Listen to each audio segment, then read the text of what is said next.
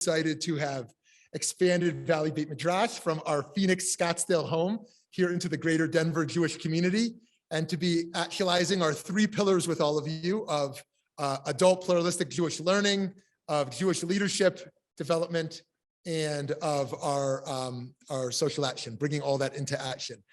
I see many of our new fellows here tonight. It's great to see them, and some students from CU Boulder they brought along as well. Welcome. And we're thrilled to, in addition to BMH-BJ, have started a partnership with Temple Emmanuel and with HEA. It's great to see Rabbi Dahlin, Tammy Dahlin here tonight, and all of you.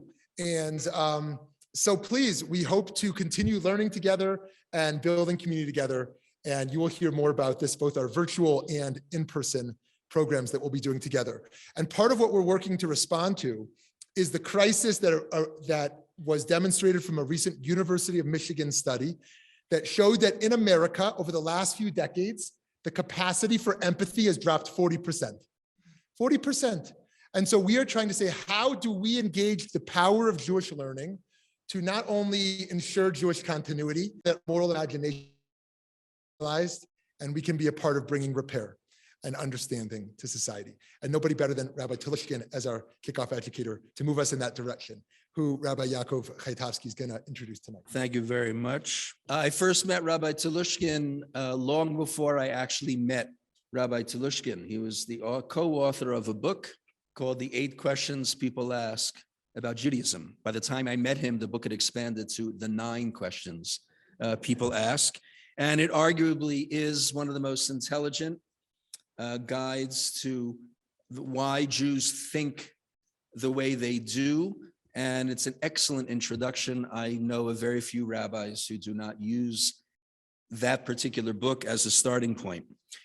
Rabbi Telushkin also happens to be the author of perhaps the greatest selling and most popular series in all of Jewish literature for here in America, Jewish Literacy.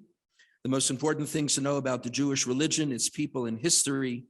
Jewish literacy gave way to biblical literacy and a host of other books, some of which are for sale in the back, and he'll be able to sign them. If you purchase them, he'll actually sign his full name. Rabbi Telushkin's book, Words That Hurt, Words That Heal, How the Words You Choose Shape Your Destiny, became a motivating factor in an attempt to get a Speak No Evil Day on the national calendar. And those who are involved here in Clean Speech, Colorado, for which Rabbi Telushkin has spoken in the past, will know the impact of a particular book and that particular idea. He has a legitimate New York Times bestseller. He wrote a book called The Rebbe, or just Rebbe, The Life and Teachings of Menachem M. Schneerson, the most influential rabbi in modern history. It's a very insightful, a touching, and wonderful biography of the impact of the most recent Lubavitcher Rebbe on the world. And one of the other early books that made its way into my bookshelf and should be on yours as well was out of print for a long time. It's called Why the Jews, the Reason for Anti-Semitism, the Most Accurate Predictor of Human Evil. The latest edition of the book, which deals also with the threat of EDS and anti-Zionism / anti-Semitism, was cited by Rabbi Harold Kushner as the wisest, most original and provocative book on the subject I have ever read. Telushkin's Book of Jewish Values, a day-by-day guide to ethical living, was the subject of a PBS special entitled Moral Imagination that aired throughout the United States. He was ordained at my alma mater, Yeshiva University, and I understand he's working on a book currently about moral imagination, so we're going to get a glimpse into the mind of what Talk Magazine has hailed as one of the 50 best speakers in the United States. Ladies and gentlemen, please give a very warm welcome to Rabbi Joseph Telushkin. Thank you. It's wonderful to have been introduced by 2 rabbis who are both friends and who I have very, very high regard for. And I love being back in Denver. In 95 and 96, my wife Devorah and I actually lived for 2 years in Boulder. And we loved it. And, we were obviously coming into Denver all the time. Rabbi Chaitovsky mentioned an interesting thing. My first book was a book that I co-authored with my friend Dennis Prager called 8 Questions People Ask About Judaism, and we self-published it. And we sold over 30,000 copies, at which time Simon and Schuster decided to bring it out under their imprint. And they said to us, okay, but we want to encourage some of the people who bought the first edition to maybe buy this one. So add on a question. And so the book had been called 8 Questions People Ask About Judaism. So we added on a question, which was, and then the book became the 9 Questions People Ask About Judaism. But what's interesting is it came out in 1981. Does anybody want to hazard a guess what we might have added on as a question? It'll surprise you because we tend to think of it as a more contemporary issue. And we added on was, is there a difference between anti-Zionism and anti-Semitism? And, that's become such a sort of, more type of controversial issue now, but it really was already then, because remember, it was, I think in 73, that the UN passed the resolution of Zionism as racism. But today I'm speaking about the issue of moral imagination. I'm going to start with a story that reflects moral imagination, and it's a very surprising story, and it's an extreme example, because we're talking about an instance that not only involved imagination, but tremendous courage. But then I want to show how it can be more applicable in all of our lives. It was a number of years ago, I came across a very unusual story about a woman that was told by Shifra Penzias, who told it about her great aunt, Susie, who was in Germany. Her and her family had not left when Hitler came to power. And so in the mid-30s, Jews were still living in Germany and still were allowed a certain amount of participation in German life. So she was on a bus. And suddenly 2 SS officers, no, it was not SS, it was 2 Nazi officers board the bus, and they start examining everybody's papers. And Jews were told to get off the bus and go into a truck that was around the corner. She's sitting in the back of the bus, so she knows it's going to be a few minutes till they get to her, but obviously she was petrified and tears started to come down her cheeks. And the German man who was sitting next to her politely said to her, "Why are you crying?" And she said, "Because I don't have the papers you have. I'm a Jew." He started to curse her. He says, "You stupid bitch, I can't stand being with you." The 2 Nazi officers rushed over and said, "What's going on here?" And he said, "It's my wife. She always forgets her papers at home. I can't stand being around her anymore." They laughed and left the bus. The woman never knew the man's name. Obviously, that's a story that involves extraordinary courage, but also it involves extraordinary imagination. You see, wanting to be a good person is wonderful, but we all know of people who want to do good things and end up doing things that are harmful. And we all know that many people give up in the face of a situation that doesn't seem really to have any solution. But this man, and my daughter Shira caused me to think about it, is it that this man was not only gutsy, but did he think so quickly? I mean, because we can imagine, I would assume there were other people on the bus who were not happy with this. It's not like all Germans wanted terrible things to happen to Jews. Enough did, but not the whole people. But of course, they felt they were in an impossible situation. This man, though, thought differently. So did he come up with it so quickly? Or Shira said maybe he had been on a bus another time when he'd seen something like this happen. And maybe he started wondering, what would he do? Or what could he do if such a thing happened? I mean, it was such an ingenious way in how he reacted. And it, of course, made me start thinking, what would happen if we used our intelligence and our imagination to their fullest extent? And then a few years later, I read a story, and obviously most of the stories you're going to hear now do not have quite the drama of that story. But I was reading a story about Yosef Soloveitchik. Yosef Soloveitchik happens, of course, to be the name of the rabbi whom I was ordained by Yeshiva University, but this story is not about him. It's about his great-grandfather for whom he was named. And his great-grandfather, who was Beis Halevi, who was a very big scholar, was once sitting with some of his students, and it was shortly before Passover, and a man came in and said to the rabbi, "I have a question." And what's his question? He said, "Is it permissible for me to use milk instead of wine at the Seder. So the rabbi said, is it a health issue? And the man said, no, I can't afford the wine. The rabbi gave him 25 rubles. The man left, and one of the students of the rabbi said to him, 25 rubles? He needs 3 rubles, 4 rubles. And he said, don't you understand? If he wanted to use milk at the Seder, it means he has no money for meat. He probably has no money for anything. And that story really struck me. Yeah, sometimes people need more than what they're asking for. And then by coincidence, if indeed this was a coincidence, there was a very extraordinary woman, I'm going to call her Esther, but she was a an elderly woman, and she was a Holocaust survivor who had really remained pretty much poor throughout her life. And she was a very beloved friend of Devorah and mine. I have here my son-in-law, Ben, who's married to my beloved daughter, Naomi, who will know very quickly who I'm talking about. And maybe a week after I'd heard this story about Rabbi Soloveitchik, she was at our house, as she often was, and she was complaining about her back pains, which had been bad, but which were getting worse and worse. And I finally said to her, is there no medications that could help it? And she says, yes, but even with government assistance, those medications will cost me $60, and I can't afford it. Devorah and I gave her that night a check for $1,000. And that we're unusually generous. I think we're generous, we're not unusually generous. But if not for that story, I wouldn't have done it. Obviously, I would have given her the $60 to get the medicine. But that story just expanded the way I thought. If this woman is in such terrible pain and she doesn't have $60, who knows what else she's depriving herself of?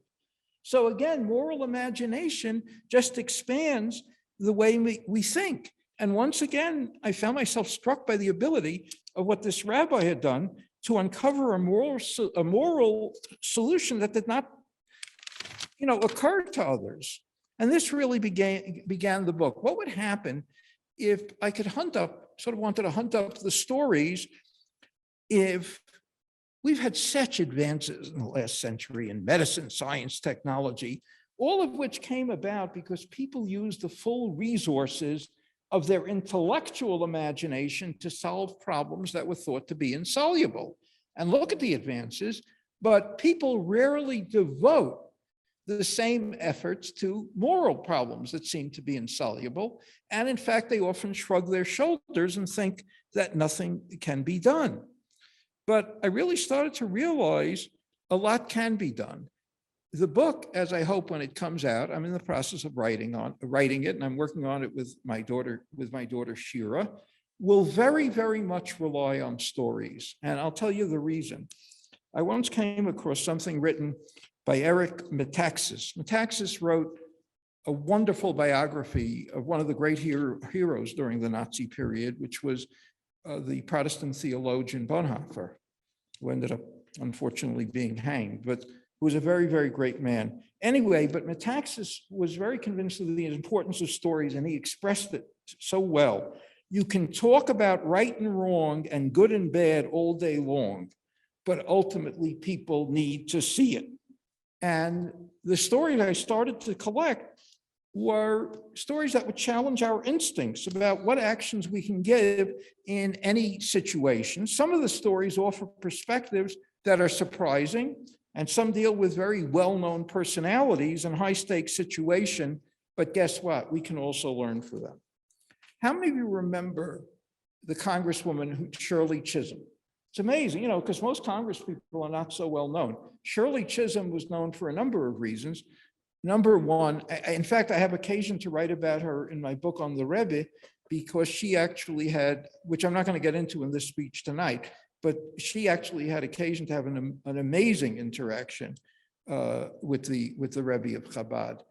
But here's an interaction with somebody who's going to be even more surprising to you. Chisholm was the first Black woman ever elected to Congress. She was elected in 1968. She represented Bedford-Stuyvesant, an area, a well-known Black area in Brooklyn. And in 1972, she enters the Democratic presidential primaries. There were 7 people pursuing the Democratic presidential nomination that year. The one who eventually got it was George McGovern. But at the other end of the political spectrum of the 7, and when I say his name, you'll probably remember that he ran for president, was George Wallace. George Wallace was probably the most well-known public racist. I mean, because most of us don't know names of people in the Klan, but he was famous for saying segregation today, segregation tomorrow, segregation forever. And if any civil rights protester ever lies down in front of my car, that'll be the last car they ever lie down in front of. In 1972, he's running for president, and at a campaign event that he was having in Baltimore, and he was getting a surprising amount of votes. He was getting about 13% of the vote, which was an alarm. Well, from my perspective, alarming. I suspect on this, most of us will share.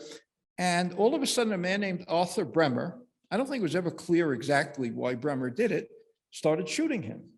And 5 bullets actually hit Wallace, all in the lower half of his body, and he became paralyzed.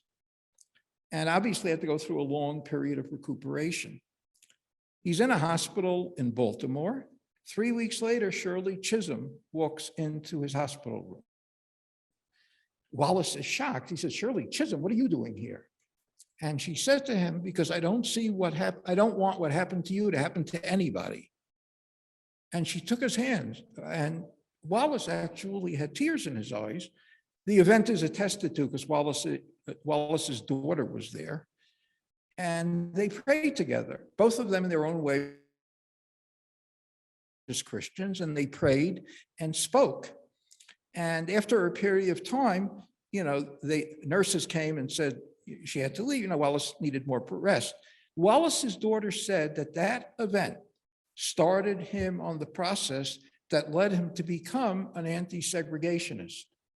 2 years after that event, Chisholm introduced a bill in Congress that for the first time, minimum wage laws should also apply to domestic workers.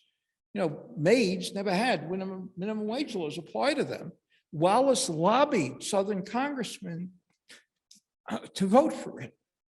And of course, 3 years after that, he showed up at the Baptist church in Montgomery. Let me see if I can give you the exact quote. And he gave the following speech. And when you remember what Wallace had stood for, it makes it all the more remarkable. "I have learned what suffering means. In a way that was impossible, I think I can understand something of the pain Black people have come to endure, and I know I contributed to that pain, and all I can do is ask for your, all I can do," he didn't say, "I can only ask for your forgiveness," because he tried to do more than that. The late Congressman John Lewis, who was of course part of Martin Luther King's inner circle, said at the time, "I could tell that he was a changed man. He acknowledged his bigotry and assumed responsibility for the harm he had caused. He wanted to be forgiven." By the way, this is also very, very important because it sometimes happens now in the United States that people will apologize for something that they did, and people with very strong political views on the right or the left don't really appreciate the apology. They just see the apology as being proof that they had really done something wrong, and we're not always being that forgiven. By the way, I just want to throw in one line, which is just nice. One of the most precious photos I have in my house is a photo of John Lewis holding a copy of my book, Rebbe, because John Lewis was one of 2 congressmen who sponsored the resolution to give the Rebbe the Congressional Gold Medal. And who did he sponsor it with? Newt Gingrich. When the bill was introduced, Newt Gingrich said, "This is probably the first time John Lewis and I have ever agreed on an issue."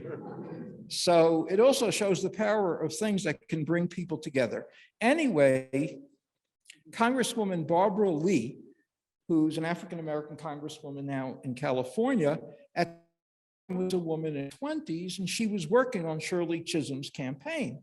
And she was outraged that she had gone to Wallace. "How could you do that?" And Chisholm said to her, we're all human beings. You have to be optimistic that people can change. You have to be optimistic that one act of kindness can make all the difference in the world. I think that was part of what motivated Chisholm, but I think there was something else that shows her real moral imagination. I think what she understood was that when you're in a real conflict with somebody, you can't often just go. If a week before George Wallace had been shot, she had knocked at his door, he would have just viewed it as some sort of political stunt. He probably would have said something obnoxious. He was capable of saying very obnoxious things. People are different when they are vulnerable. And she understood that to George Wallace, who had now been so badly hurt and so deeply lowered, and knew that for the rest of his life, he was going to be paralyzed from the waist down, might be open. And that's the important thing about doing things and waiting for people to be vulnerable. Shlomo Riskin, the well-known Orthodox rabbi from New York, who then made Aliyah, told me of an instance where there was a man in his congregation when Riskin was just in the early years of establishing the congregation. Later on, he was such a prominent presence, his leadership couldn't really have been challenged, but in the early years it could. And the man was making all sorts of allegations, and it was very similar to the George Wallace story. He then had a serious heart attack, and Riskin showed up at the hospital. And he said, "You're my enemy, Rabbi." He said, "You've hurt," and Riskin actually said to him, You're the meanest person I've ever encountered, but I want you to know I am praying for your recovery with all of my heart. And it started the process by which they connected. So one act of kindness, and I say it, I'll tell you one of the reasons I'm saying this. And how many of your families at the level of first cousin and closer, so that means close relatives, are there relatives who are not on speaking terms? How many? Okay, now the longer I wait, the more hands as we start reviewing. You know, who knows what could have happened if, and you know, and sometimes it gets to the point people don't go to a funeral or, you know, or do a whole host of distancing actions that make the situation get, you know, even worse. And, you know, and then in the next generation, you'll ask the children or the grandchildren, yeah, why did they stop speaking? And nobody knows. You know, very often it's for no reason. So always view the moments of vulnerability can do very great good. By the way, I'll just tell you about another act of kindness, because I'm sort of, as you can imagine, I'm sort of collecting them. And my email is jtelushkin@aol.com. If any of you have acts of moral imagination, if you send them in to me and I use them, I will quote you by name. If you want to be quoted by name, and I would love to assemble it. You know, sometimes people send me stories that I already have, but I just want to point that out. But one of the people I sent some of my writing to is an old friend of mine named Jerry Zucker. Jerry is a movie producer and director. His first movie, which he did when he was very young, was a movie called Airplane, you know, which became this famous comedy. And then he also did a movie called Ghost, you know, which is a remarkable movie. That, how many of you remember that film? Okay, so you remember it. Okay. Anyway, Jerry said, I don't know if this fits for your book, but it's a story I so like. Great. I'm 73 now, and my memory is not what it used to be. The actress who was in Pretty Woman, Julia Roberts. Okay. So Julia Roberts was in, right, it's very impressive, I can't, yeah. And I was thinking of something, the president, wait, what's his name? No, okay. No, I was thinking, okay, so he told me a story. He later on produced a movie called My Best Friend's Wedding. The movie was shot in Chicago. And Jerry grew up and his family is in Milwaukee. And as he often did, he invited his parents to come to the set, you know, because Milwaukee is less than 100 miles from Chicago.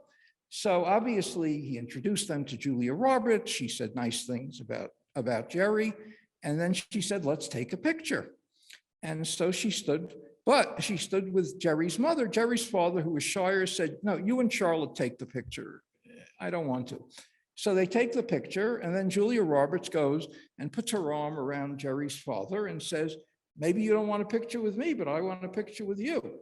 And so they took another nice picture. 15 years later, his father unfortunately was struck, with some mental deficiencies and had deteriorated. And his mother came and posted that picture near his hospital room.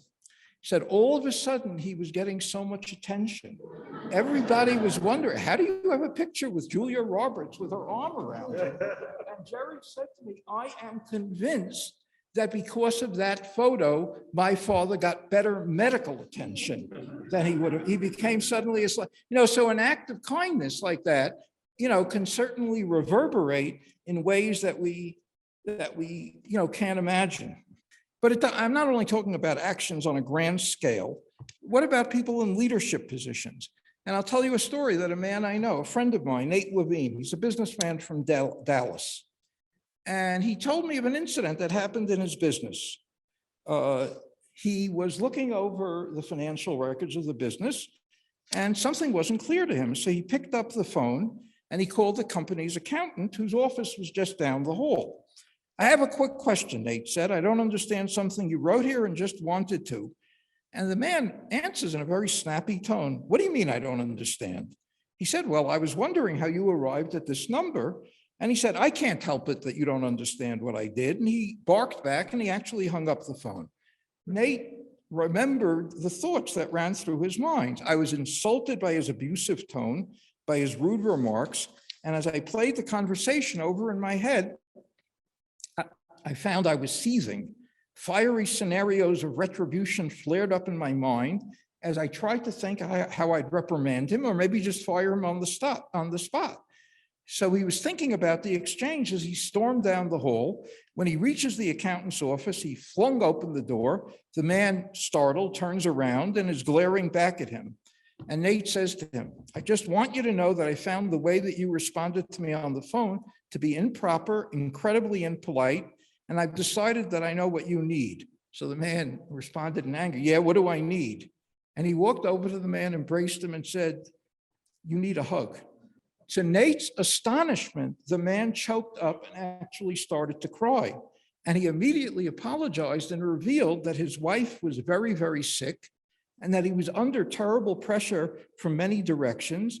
And that when Nate called, he was very tense and he didn't know how to handle the question. If you want me to do it over, I will. Standing with him, Nate recalls, he's quite a remarkable man. I was able to see our previous exchange from a different perspective. The pressures on him had reached such a level that he no longer cared about the consequences of his actions. Maybe his confrontation with me, his employer, was some sort of self-sabotage. Whatever the case, my reaction had caught him completely off guard and diffusing this bubble of negativity. Would this technique work with every employee or in every relationship? Of course not. In some cases, the person's initial insolent reaction would have been a true reflection of an arrogant character. And had that been the case, Nate would have been right to offer a sharp rebuke or maybe fire him. But when someone reacts to you in an ugly manner that is utterly uncharacteristic of their normal behavior, for you to respond with equal anger, particularly if that's your only response, is unfair and morally unimaginative. There is always time to burn bridges.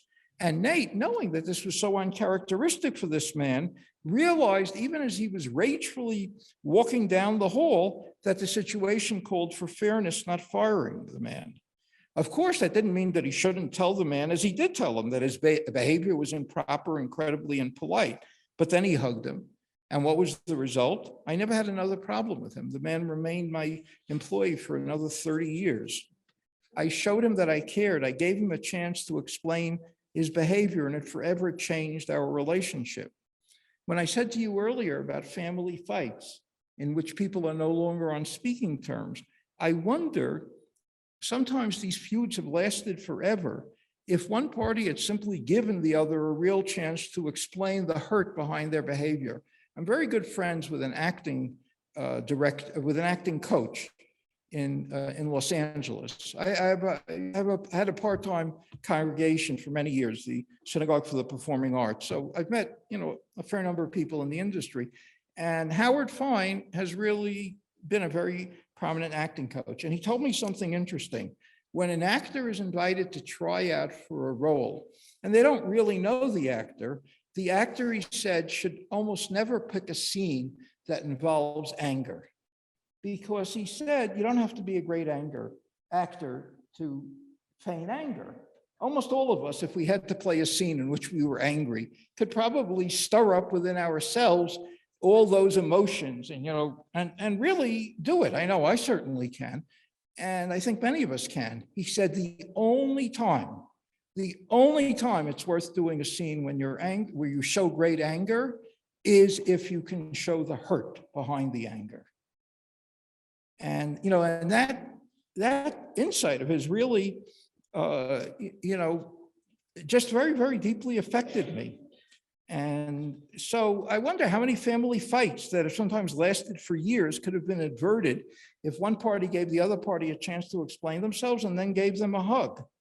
Or if we hear stories like that, how can it affect us when we're doing things? I've tried to examine in the research I'm doing for the book, a whole variety of different areas, a morally imaginative way of approaching inconveniences. There's a story they tell about Gandhi. I'm going to have a chapter I think I'm going to call apocryphal or accurate. The stories tell us a lot to teach us. So I don't know if this is an accurate, but they tell a story about Gandhi that in the 1920s, he needed to catch a train, and the train had just left the station, but was moving very, very slowly. So he started running after the train. People saw him, they probably recognized him, so they pulled him up onto the train. And as they pulled him up, one of his sandals fell off. Gandhi got up, and as soon as he was able to stand on his feet, he took the other sandal and threw it in the direction of the first sandal as far as he could. And they were all looking at him in puzzlement, and Gandhi said, "What good is it going to do to the person who only finds one sandal?" Such stories enter our minds, hopefully influencing us on the way we move through the world, always with the eye towards if there is any good we can salvage from a situation. I also am going to give some examples of the book of what happens, I think, when people lack moral imagination. And obviously, I don't want to pick on minor figures, but I'll give you two examples from just one person. He's not the only one I'm going to examine, and I'm very careful before I do it. I don't want to offer an example that reflects, in my opinion, badly on a person if it was not characteristic of the person. And the example I'm going to offer is Immanuel Kant. Kant is in any survey of great philosophers is always acknowledged as one of the five, greatest of all philosophy. You hear Aristotle, you hear Socrates, and of course, you're going to hear about Immanuel Kant. Kant, in my view, did not have moral imagination, and he didn't have a real sense of empathy, the very trait which I think is the most necessary for leading a moral life. So I'll give you an example. Kant believed in capital punishment, which in limited instances, I think, is justifiable, but in limited instances. Kant had two exceptions. One, I think most people, whether you are pro or anti-capital punishment, I think most people would agree with somebody who kills somebody in a duel. Because you could just as easily argue that in a duel, it's also an act of self-defense. You can argue that dueling is stupid. The old Jewish joke, a Jew's challenged to a duel in the 19th century and he's forced to accept, but he says, but if I'm late, start without. But the other exception that Kant had, if a mother kills her own child, if the child was born out of wedlock. Anybody here under the age of 40 who's heard that expression, out of wedlock, which I grew up knowing that meant an illegitimate child. And I remember once reading an opinion of a judge in 1928, there are no illegitimate children, there are illegitimate parents. But in any case, if a woman gave birth, an unmarried woman, which you can see, and what was Kant's reason why he didn't want to see such a woman punished? Listen to this. A child that comes into the world apart from marriage is born outside the law. For the law is marriage, and therefore outside the protection of the law. It has, as it were, stolen into the Commonwealth like contraband merchandise, so that the Commonwealth can ignore its existence and can therefore also ignore its annihilation. I'm not going to go into this in great depth, but the idea that there are certain people who are not entitled to live is basically what he's saying there. And guess what? That I'm going to call that chapter Immanuel Kant's two unintended gifts to the Nazis. The other one was Kant argued that it is always forbidden to lie, literally. And to show that he meant it is always forbidden to lie, he went so far as to offer the case, if you see somebody pursuing somebody with the intent to kill him, and he asks you where the victim, his would-be victim, has gone, you are forbidden to lie to him. Guess who else that was very helpful to? Sissela Bach, a contemporary philosopher, in her book called Lying, says there is no question that Kant would have told an officer on a ship who was, let's say, smuggling Jews and stopped by the Nazis, if they asked him if there were any Jews on the ship, would be forbidden to lie. It's, I think, just very, very important. I'm just going to offer, I have no idea, how long have I been speaking? No, I know, but tell me, how long have I been speaking? Okay, how much longer can I go? Okay, 20. Okay, I'll do 20 more. Okay, and then for those who are interested, I want to do a review. Many of you are familiar that there are 613 laws in the Torah. Maybe we'll do a review. Maybe we'll wait until Shavuos when we're supposed to study the whole night. Okay, I want to give examples that can be useful to people in their own life. So here's an example. When a friend makes a mistake, how do you criticize without destroying a friendship? All of us at one point or another have had friends or people we feel important do something that we really think is wrong. And how do you react to it? So I'm going to give you an example out of public life. The Jewish community basically had a pretty good relationship with Ronald Reagan when he was president. And there were two issues. Once when he wanted to sell, I'm forgetting the name of those planes, to Saudi Arabia, when Saudi Arabia, was in the group that wanted to destroy Israel. And the other time, of course, was in Bitburg. What had happened was the president of Germany, it was now 40 years since World War II had ended. It was 1985. And, Germany, ever since World War II, was stigmatized pretty negatively in much of the world.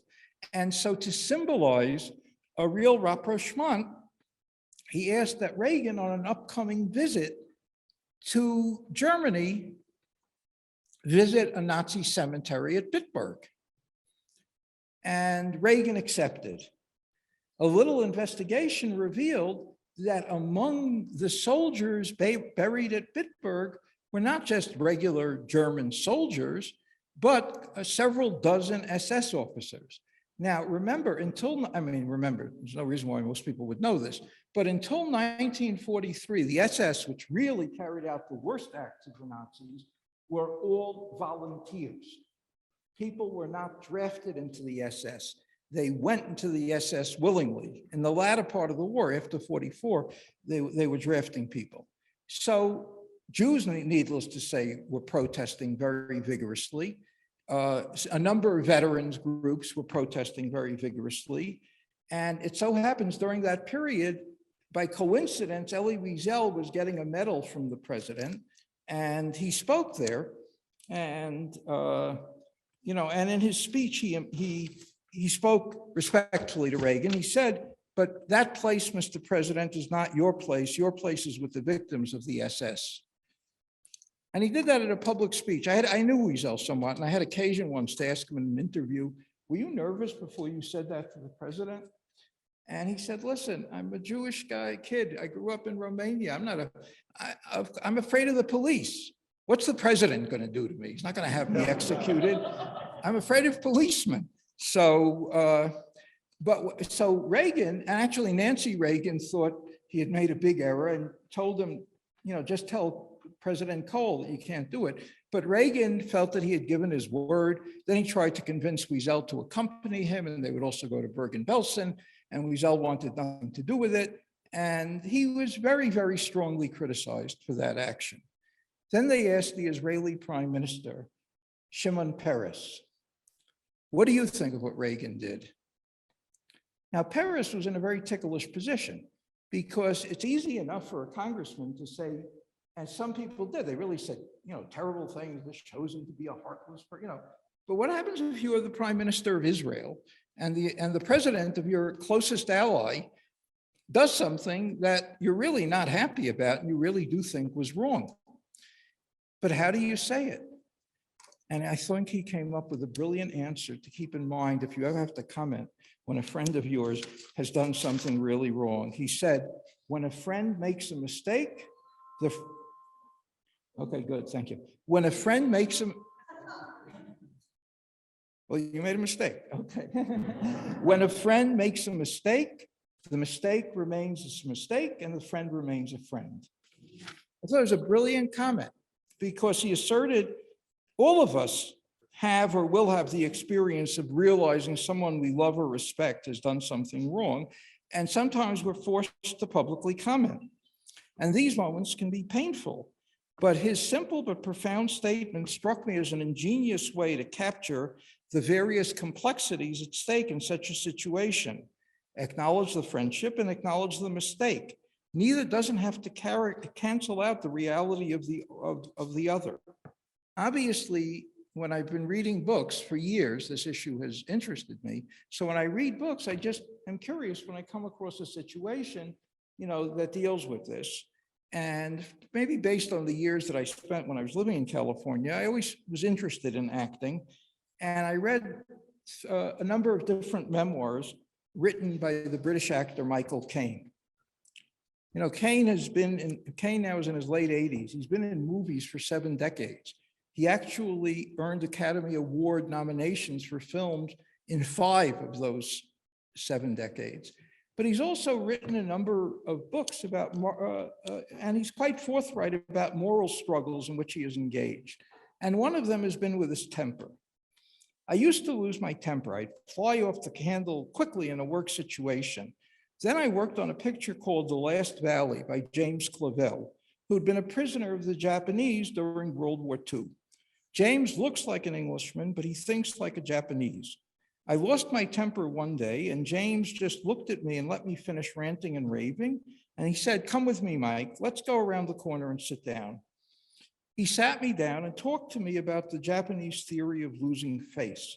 If you start to scream and shout, you look like a fool, you feel like a fool, and you earn everyone's disrespect. And then he says, "I've never lost my temper in a work situation again." Given that Caine has appeared in 160 films, I find it hard to believe that he never lost his temper in a work situation. And there are times when it can be appropriate to lose your temper.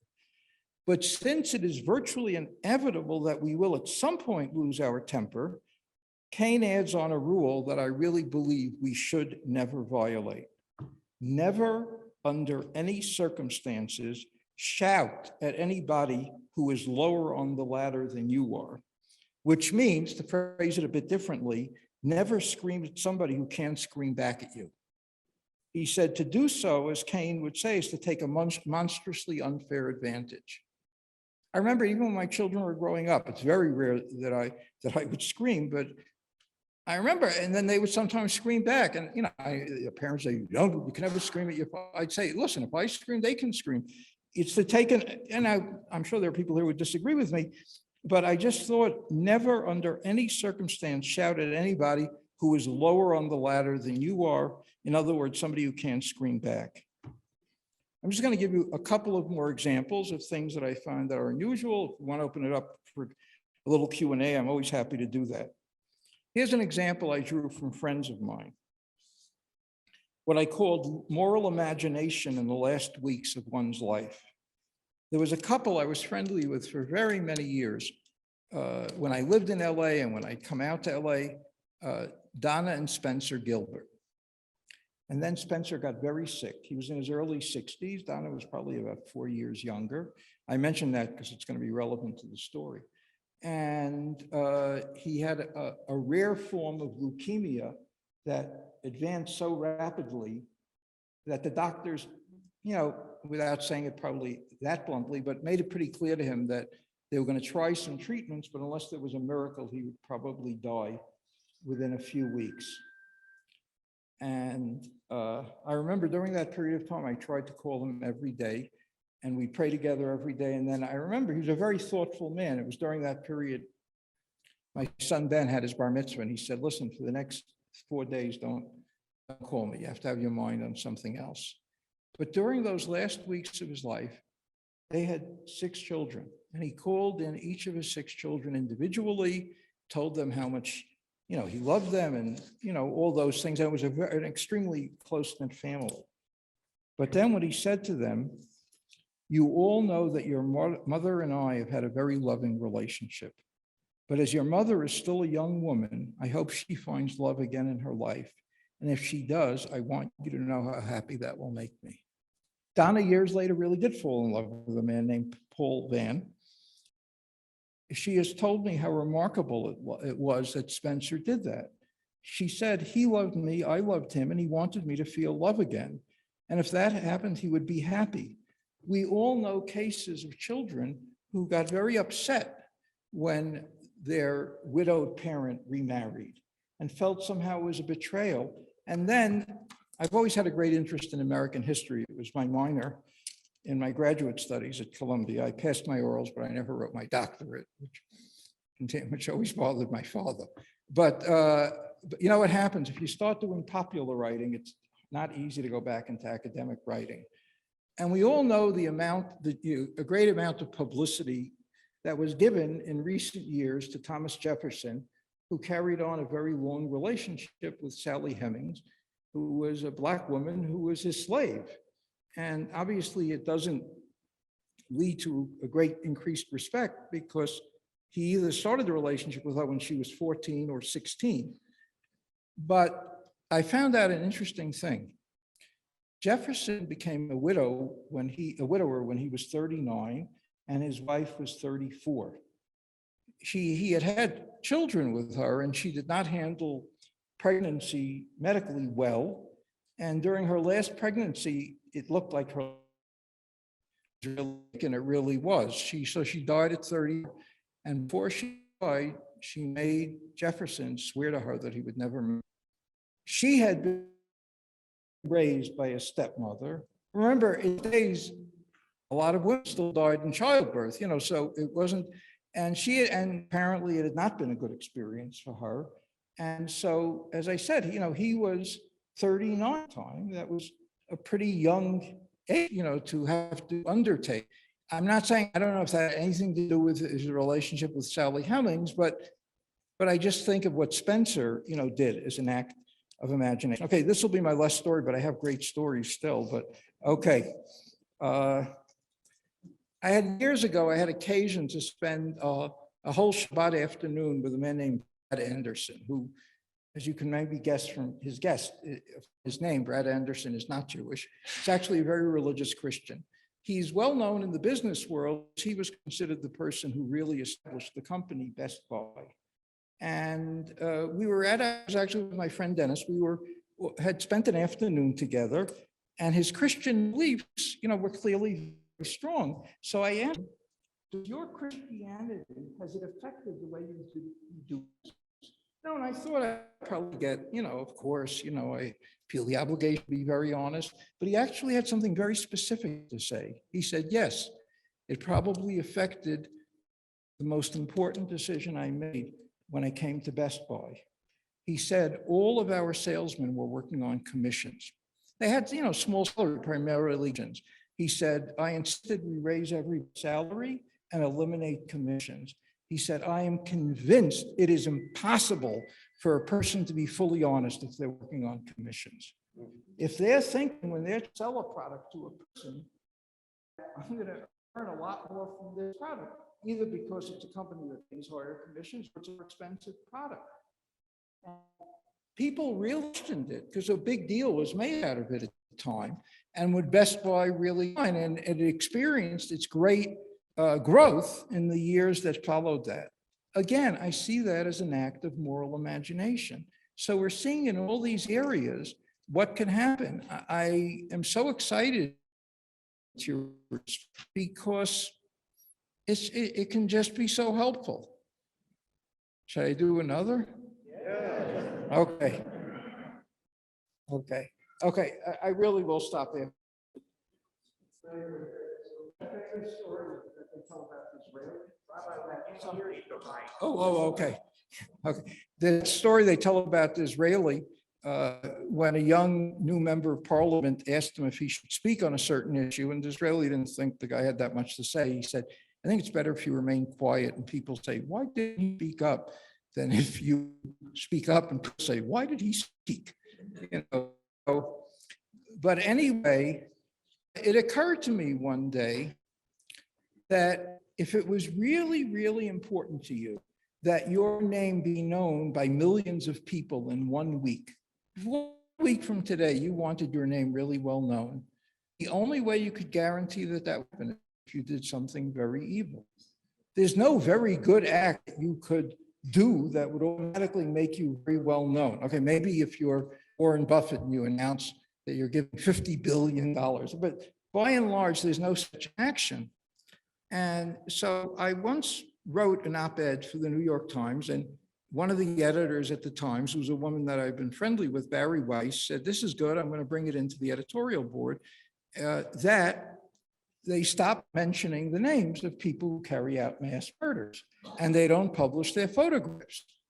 And I said, I can't guarantee that that will lead to discouraging many people, but it'll certainly discourage some, you know. And she brought it into the editorial board and they said, nah, it's not going to happen. We're not going to do it. Now, the truth of the matter is there is a time when journalism doesn't mention someone's name. And people think it's by law, but it's not by law. It's by a journalistic sense of ethics. They don't mention the name of a woman who was sexual. Of course, I think we all think that that's very appropriate, and they certainly don't publish a photograph. But I think a lot of the people who carry out these horrible acts, they want fame. And I remember my friend, Abel Twersky, the psychiatrist and also Hasidic, was once asked to see the son of a prominent man in Milwaukee, I think it was either Milwaukee or Pittsburgh, who had been arrested at an armed robbery. And when he went to the jail, the young man's first question to him was, did you see my photo on the front page of the paper today? And, you know, it's not only in cases like that. And yet, do you remember, well, if anybody's going to remember, it's going to be the people here, the extensive scrutiny applied to the lives of Rick Harris and Dylan Klebold in the aftermath of the 1999 Columbine massacre. Columbine is, of course, a suburb here, in which murdered 12 fellow students and one teacher. Did all the coverage yield insights that as a result led to violence in such events? Just the opposite. The nonstop publicity seems to have motivated more pathetic, hateful people to commit such crime. You see, a lot of us in this room want to be famous, but if you have a conscience, you don't want to just be famous for having done something very terrible. And if the most evil people among us would know that their names would not become known, Nicholas Cruz, who murdered 17 students in Parkland, Florida, was known to have been speaking beforehand of a mass shooting in New York, and he declared, man, I can do so much better. And wanted to become known for doing better, and by his sights, he did do better. A man named Seifulo Seipov, a truck driver, mowed down 8 people on a New York City street. 8 people were murdered, he injured 15 others. The reports were, he got injured, but he was not killed, that he went to be rejoicing from his hospital bed with all the press coverage he was receiving. That's why I was so moved a few years ago by the response of Jacinda Ardern, the Prime Minister of New Zealand, when 51 Muslims were murdered, 2 mosques right next to each other by one man. And what did she say? And I think it was found, this was in 2019. I plead with all New Zealanders, I implore you, speak the names of those who were lost. He is an extremist, but he will, when I speak, be nameless. He sought many things from his act of terror, but one was notoriety. That is why you will never hear me mention his name. Look, I mean, obviously names like Hitler, Stalin, Mao we're going to know because we want children to grow up to never be intrigued by such people. But how many of you know the Jewish tradition of what you're supposed to say when you mention the name of a very terrible person? Yes, there's an expression. I grew up, Hitler's last name when I was growing up was Hitler, Yamach Shemo V'Zichrono.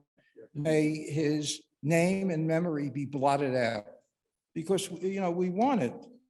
Okay, I just realized, I'm going to tell one more story because I don't want to end on that particular story. Okay, let me find what's a good one. Okay, here's just a practical one. It's very, very short. I have a friend, Daniel. Daniel was my student, and he went on me. I knew him when he was 19. I was 32. He said I was the adult male friend he ever had in his life. And Daniel made Aliyah. He went on. He was Israel's ambassador to England. But he listened to this advice. For many of us here, it might apply to children or maybe to grandchildren. He pointed out to me that when picking a school for their child, most parents pay very close attention to the kindergarten and first grade classes and to these classes' teachers. They rarely pay attention to something equally and perhaps more important, the deportment of the 8th grade graduating students. That, however, will likely give them a better indication than kindergarten and first grade of how their child might turn out at that school. I just thought it was a remarkable insight and one I had never heard. Okay, I'd love to open up. So much food for thought. Thank you so much. So when I take some questions, I'm going to repeat them into the mic, not because you all can't hear it, but for our friends on Zoom, so they can hear it as well. But I'll take the privilege of the first question, and I'll take one from Zoom as well. I just want to remember seeing some college students here from CU Boulder, that the first time I heard you speak, I was in Austin, Texas as a college student. And I remember thinking, I had been taught Jewish laws, I've been taught Jewish rules, I've been taught Jewish holidays and values, but I hadn't been taught, and I couldn't name it as moral imagination yet, but I hadn't been taught to imagine. So thank you for that. So the first question I want to ask you is, how do we learn Torah differently? How do we teach Torah differently? How do we raise our kids differently? How do we raise grandkids differently? Through the prism trying to cultivate moral imagination. And so part of that answer, I think you've already made clear, which is storytelling. And I wonder, how else do we think about those moments as educators and parents? Jews are very proud of Jewish success in many areas. It's been pointed out, there are other groups that have also had great success, but they tend to be in science or in medicine or something else. Jews have had success in many areas.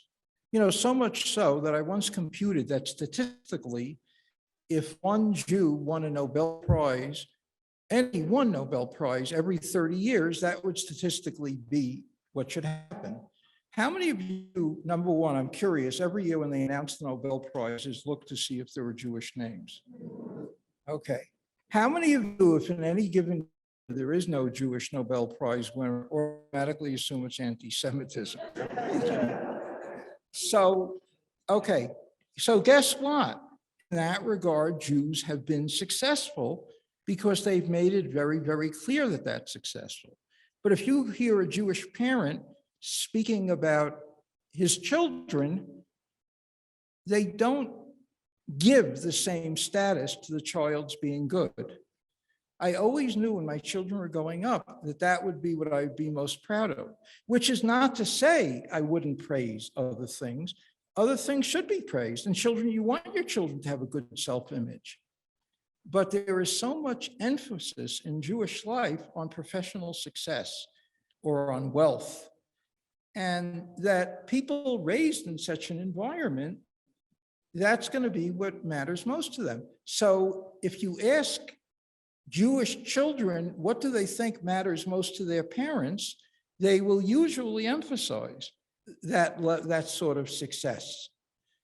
And even though the parents are, oh no, the most important thing to me is that he or she grows up to be a good person, but the way they prioritize things, it doesn't really accept that.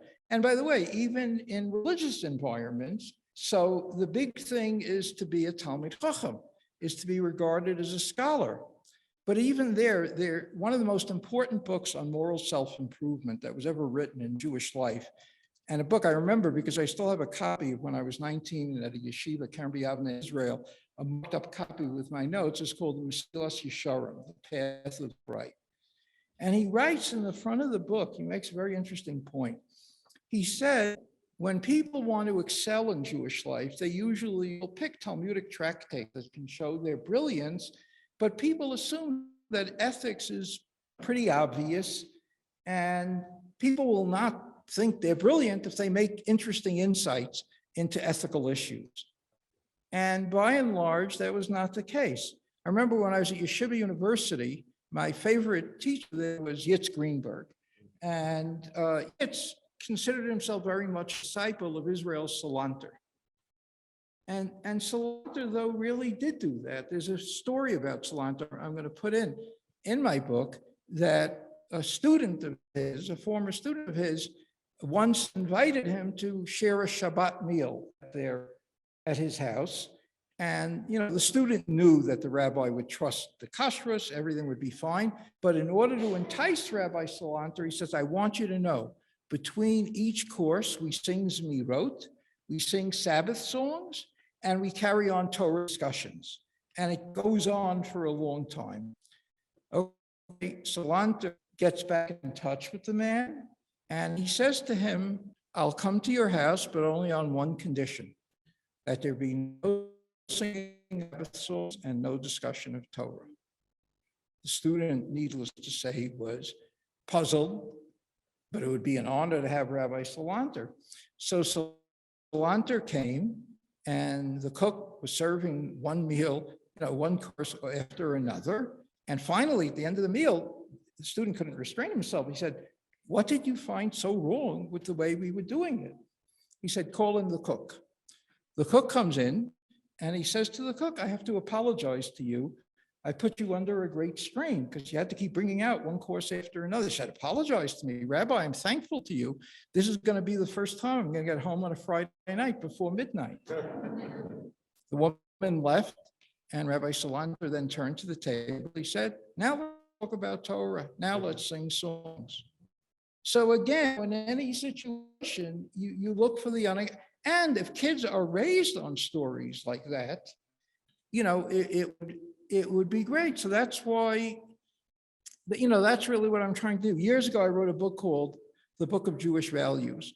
And the book tried to come up with an ethical activity for every day of the year. And one of the things that motivated me to write it was because, as a general rule, when you hear that somebody's become more Jewish or more religious, it's usually always spoken of in ritual terms. I'm not saying that ethics are denied, but so-and-so you became religious means he keeps Shabbos, keeps kosher, and ethics aren't given that same preeminence that I think they deserve. We have a rich tradition of it. So that's what I think could play a very key role. And I remember years ago when Lincoln Square Synagogue honored at their annual dinner a woman who had been the secretary there for like 30 years. No, and I remember I was struck. Listen, we know why wealthy philanthropic people get a lot of the honors.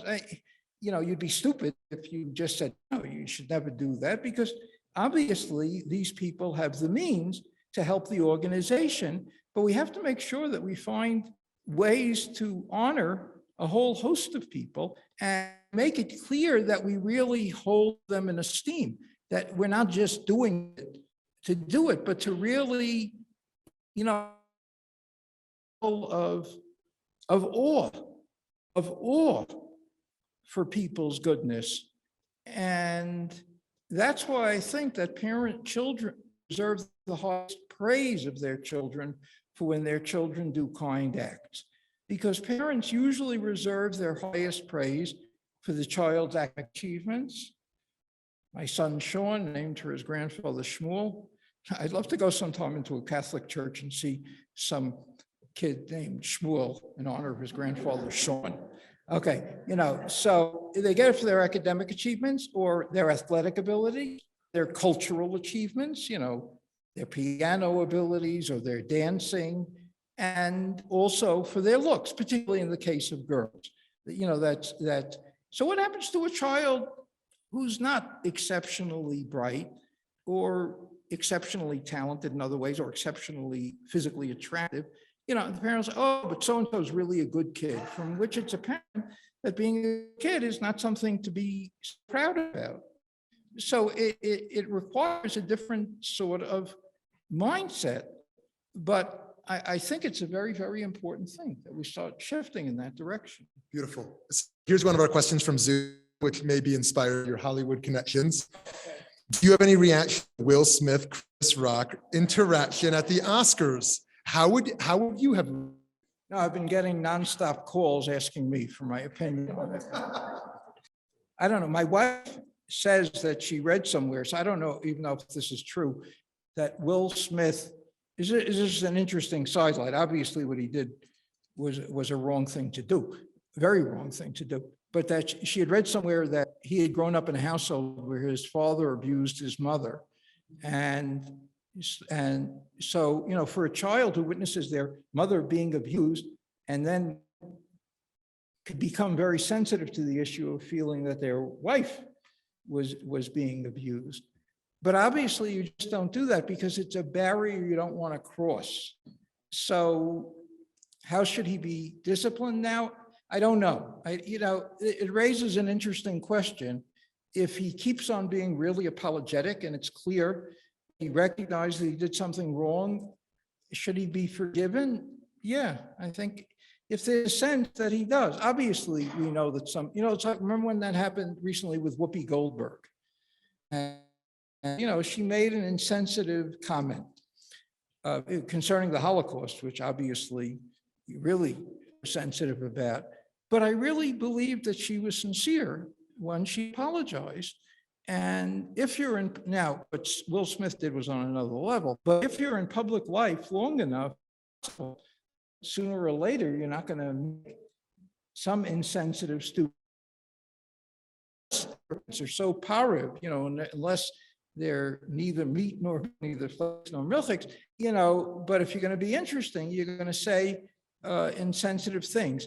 But obviously establishing, if he would not have been severely reprimanded as he has been, it would establish, I think, a very bad thing in a society that's already too violent, that you feel you can respond to an insult by public slapping somebody. So that's what I say. I don't think I have anything startlingly new to say.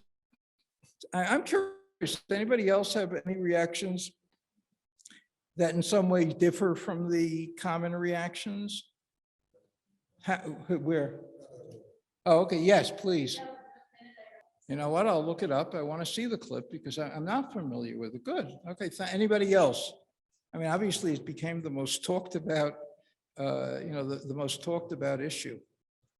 By the way, it's funny, you mentioned the title of Why the Jews, and the subtitle is the most accurate predictor of human evil, which I think historically it really has been. But now we're in an odd situation where one of the first times I can remember it isn't, because I think Putin is an absolutely vile person, but apparently he's not an anti-Semite. He's claimed to a rabbi that he knows that when he was growing up, he was very poor, and there was a religious Jewish family that used to give him food. And it's known that he bought a house for a woman, I think, who had been his teacher in Israel, and he visited her when he visited Israel. Now, does this make me feel better about Putin? No, because what he's bombing maternity, he's just so horrible. So I don't know if there's anything much to learn from that, but in general, that's been the case. People who were bad to the Jews were not wonderful to other people. I have no idea about Will Smith and the Jews. Thank you. So we have a question from Rabbi Chetavsky, which I'll repeat after him. Yeah. Does moral imagination, we heard many stories of how it leads us to be more generous, more expansive. Does moral imagination ever move us to a less expansive a place, perhaps less generous, more of a retreat? Yeah, it certainly does. Particularly when we have to take the side of the oppressed. Can't be too simple. Well, look, it's what I was just speaking about with Putin. He's a terrible, terrible human being. And what he's done, I believe, is beyond forgivable. So, I'm not, or even what I said about Will Smith, does it make me a little more comprehending if what I had read was true about growing up in a household, where he saw his mother abused? Yes, but it doesn't, you can't end up letting that excuse the behavior. That's why in criminal trials, it can be, some people can come out of very bad backgrounds and come out and do very, very terrible things. But you know what? I remember there was an old song. I was once, during the year that Deborah and I were living in Boulder, God, this is not a story I think I've ever had occasion to tell. During the time we were living in Boulder, so we were taking trips in the area. We went to one of the national parks, and I started speaking to a person, and I'm by nature not particularly shy. So, I always like to learn things from people. And I asked, at a certain point, I asked the man his name, and his last name was Ochs, O-C-H-S. So I said to him, "Oh, are you related to the family of the New York Times?" Because Adolph Ochs, was the owner of the New York Times. He said, "No, but I'm actually related to somebody you also might have heard of. My brother was a songwriter, Phil Ochs, who, as you know, really wrote some very, very important songs, and unfortunately committed suicide when he was 35. But I always remember a line he wrote in one of his songs, trying to encourage people to rise up, not in a revolutionary way, but to really confront the society. And one of the lines in the song was, "For every bad thing that's happened to you has happened to better men." And people should not use that as an excuse. If something bad, one of the most remarkable teachings in the Torah, I think, is the repeated usage of the line about oppressed and those who are hurt, well, because you were slaves in Egypt. Generally, when people have been very badly treated, it ends up becoming an excuse for them not being so good to other people, that they learned heartlessness. But in the Torah, it keeps, "Ki gerim hayitem beretz Mitzrayim," for you were strangers in the land of Egypt, and you therefore should know the heart of the stranger, and you should know what it is to be oppressed. And I've always found that, that's a remarkable teaching. What's always been interesting to me is, starting around 1900, when they found the Code of Hammurabi, and there were striking parallels to the Torah. So, everybody started saying, well, this is the source of the Torah, or this, and to many people, it diminished the Torah. And then I remember I read a remarkable essay by a late professor of religion at Princeton named Walter Kaufman, whose name is not widely known anymore. If you can ever get a hold of a book, you can get it on Amazon, called The Faith of a Heretic. Because basically he said, listen, I'm not going to ever really embrace one religion, but if I had to embrace one, it would be Judaism. And he really offers reasons. And he compares the Torah to the Code of Hammurabi. But he points out, what are differences in the Torah? If it was in my mind, I'd start listing a lot of them. But one of them, for example, was the tremendous emphasis it put on every individual having value. In the Code of Hammurabi, it's a specific law in the code. If a builder builds a house and the house collapses, and the owner's son or daughter is killed, based on which gender was killed, if it was the son or the daughter, so you execute the builder's son or daughter, because children were the property of their parents. Not only is that law not in the Bible, but it says, Lo yum tu, there's a direct quote in the Torah, children shall not be put to death for the sins of their parents, nor parents for the sins of their children. Believe me, there are people who are tempted in those cases, when you have terrible things happen, like what just happened in Israel, where a man went and just murdered 5 people, and you wonder what sort of house was he raised in, what did he come from? But there are a number of examples. I wish I could think of more right now. That's the one that popped into my head. And so that whole thing, or the notion of the stranger, yes. So important point you made. Okay, we'll take one question from here, then one more from our Zoom. Yes, please. Beautiful. So for our friends on Zoom, does the studying of Torah and the performance of mitzvot lead us to be more ethical? And can one be fully ethical without those things? Look, obviously, they're fully ethical, just to say one example, non-Jews without those things. The interesting thing about ritual observance in Judaism is that I think your intentions influence it. In other words, if you understand from the laws of kashrut that there are some things that are always unkosher and some things that are always permitted, it's going to transfer into your own behavior. I think you'll be less apt to rationalize things. I also think, and this is important, and believe me, there are no shortage of people who disagree with me on this, what is the power of the belief in God? The belief in God is the belief that there is a higher source than we. Does that mean that religious people will always be good? Certainly not. And it certainly doesn't mean that non-religious people will not be good. But what it does mean is that people who believe that there is a God above human beings believe that there is an independent standard of right and wrong. In other words, everybody here believes murder is wrong. But if I asked you to actually really stand up for 20 minutes and show why murder is wrong, assuming that there is no higher source in the world, it's not that easy actually to do. So you say, well, we don't want to be murdered. Okay, that's true. Hitler didn't want to be murdered. Stalin didn't want to be murdered, and yet they could, without any compunctions, murder many people. It's not self-evident why certain things are wrong. And throughout history, what has been self-evident to many people is that if they had power, they could use that power and they could misuse that power. So it's good every once in a while to think, there are times I've restrained from doing things. It so happens I have a strong belief in an afterlife, and I do have a feeling that I am accountable to another source, that the fact that I could get away with something, is not sufficient. So I think it's hard. I remember when I was in Russia in 73, I went in 73 with a friend, and it was at a time when Russian Jews were in a bad situation, and it was very hard to be optimistic. And I was meeting, with dissidents. I remember I was in cities that probably many of you never even heard of. How many of you ever heard of Khabarovsk? Okay, Boris is from Russia. Okay, I'm not going to get away with anything. He even heard of Dekor. No, he heard of, it so happens that Boris and I probably are cousins because our families both come from Dekor, a shtetl that had like 400 or 500 Jews. And I don't normally run into people who've ever heard of Dekor. But okay, so, and then we were in Irkutsk, and then we were in Novosibirsk, which has a lot of scientists. And then we were in Moscow. And in Moscow, we had a meeting with Andrei Sakharov.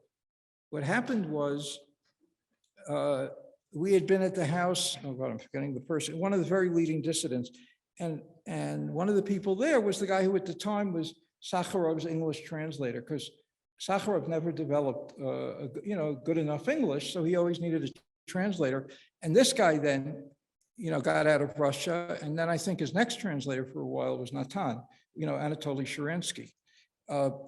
But I remember when we met with Sakharov, this man had unbelievable guts. All the Russian Jews I was meeting with at that time, we would bring with us a children's game. There's a children's game where you can write on a board, and then when you lift up the paper, the words disappear. And, so when we were talking about, everybody knew that their conversations were being recorded. And I remember I showed it to Sakharov. He says, they know everything I'm saying. I have nothing at this point to hide. And his last years, he really had some hard last years. It's very rare that I felt I was in the presence of such a great man. I remember he came to the door. I remember he carried over chairs for us. He brought out tea for us. When he turned against communism, he had been a very wealthy man. All of the money he had in those days, I think the number he told me was he gave like 144,000 rubles to be used for cancer research. But the great sadness of his life, his children were communists. He didn't necessarily have a mode of transmitting to them their father was a moral giant. And one of the effective things is, if you do it, so let's say you grow up in a household where when you say a nasty thing about somebody, you're taught that this is lashon hara, this is not a proper way to speak. It has a little more power. And I think when it's done in a collective manner, it could have a lot more power. So a lot of people, listen, just as there are people, if I ever had to ask God one question, I'd say, why did you create people who had sadistic inclinations? There's enough problems with free will, without having to enjoy being cruel. But I think it's important, really, to feel that there is someone before whom we're going to have to give an accounting. People feel that when they drive. If you know that a police car is in back of you, you don't start making illegal U-turns and other things. So I always say a person who's really bad can't really honestly believe that there is a God who cares. I mean, you have to believe that there is a God and that he cares about it. I'll end it with this one thought. Nachman of Bratslav was an early Hasidic Rebbe. He died at a very young age. He wasn't even 40. And he was a great grandson of the Baal Shem Tov, the founder of Hasidism. And he used to say, if you're not going to be a better person tomorrow than you were today, then what need do you have for tomorrow? I once ended a speech like that, and somebody said, Joseph, that's a real downer way to end a speech. So I'm going to rephrase Reb Nachman. I wish all of you a good today and an even better tomorrow. Thank you very much. Thank you so much, Rabbi Telushkin. This was incredibly inspiring talk, and I hope we can all move it from inspiring to something to integrate in our lives, that indeed we are thinking tonight about something we can do tomorrow and do something different, and we are imagining that possibility. If you enjoyed tonight, I hope you'll also join us tomorrow night. Yes, he'll be in Scottsdale, Arizona, but also on Zoom. So we hope you'll join us for a different topic tomorrow night. We want to thank our dear friends at BMH-BJ for hosting tonight, Rabbi Chatowski and staff. I want to thank our colleague, Zach, who is our staff here in Colorado, and Pam Beeler and Eddie Chavez Calderon working in technology, and all of you who joined, and all of our friends and our fellows who are here tonight. And before I we'll invite you tonight to a book signing, and if you want to make a book purchase with Rabbi Telushkin, and some dessert in the other room where you can chat with him more. But first, some final words from Rabbi Chatowski. I do want to thank a few people. We have 3 sponsors to help underwrite the costs for this evening and our VBM program. 2 of them have asked to remain anonymous, but one of them is listening via Zoom together with his wife from in Santa Fe, New Mexico, and that is Sheldon Hayeton. He's a regular at our minyan, and he is a big fan of Rabbi Telushkin, and he and his wife wanted to help underwrite tonight, and they did. And we wanted to thank him and our 2 anonymous sponsors.